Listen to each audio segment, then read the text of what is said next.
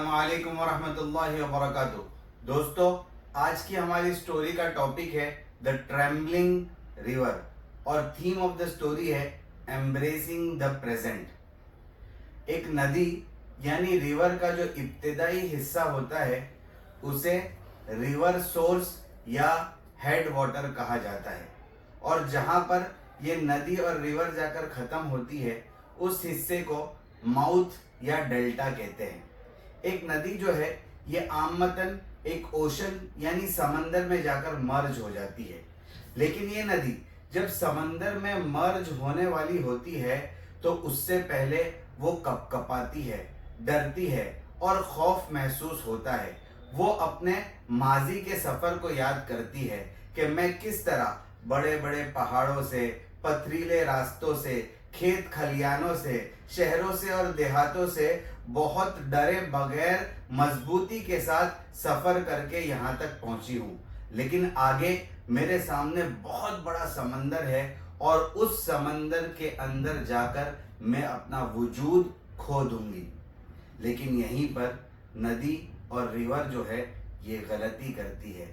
دراصل it's not about disappearing in the ocean but it is about becoming a ocean. یعنی ندی کو اس بات کا خوف محسوس نہیں کرنا چاہیے کہ وہ سمندر میں جا کر اپنے وجود کو کھو دے گی، بلکہ اس کو ہمیشہ اس بات کا خیال رکھنا چاہیے کہ اب اس کے وجود کی حیثیت اور ماہیت تبدیل ہو جائے گی اور وہ ندی سے سمندر بن جائے گی، اور اب وہ ندی کے بجائے سمندر کہلائے گی. اس سٹوری کے 3 مورلز اور ورڈز آف وزڈم یہ ہیں.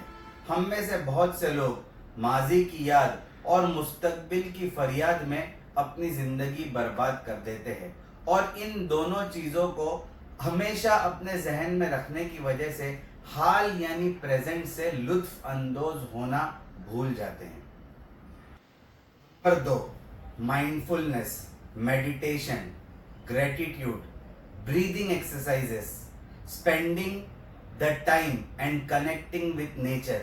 یہ سب چیزیں ایسی ہے جو انسان کو پریزنٹ میں رہنا سکھاتی ہے، اور اگر پریکٹس کرنے کے بعد انسان ان چیزوں میں ماسٹری حاصل کر لیتا ہے تو سٹریس نام کی چیز اس کو چھو کر بھی نہیں گزر سکتی ہے. نمبر 3، پاسٹ یعنی ماضی کو پیچھے چھوڑ دینا اور حال میں رہنا. اس کا ہرگز یہ مطلب نہیں ہے کہ آدمی اپنے ماضی کو بالکل بھول جائے، بلکہ ماضی کے ایکسپیرینسز کو یوٹیلائز کرتے ہوئے پرسنل اور پروفیشنل ڈیولپمنٹ اور سیلف امپرومنٹ کے لیے اس کو کارآمد بنانا یہ انتہائی ضروری چیز ہے. دوستو، ایمبریسنگ دا پریزنٹ کے ٹاپک پر 3 اچھی بکس کے نام، ان کے آتھرز کے نام اور پبلشنگ ڈیٹ یہ ہے.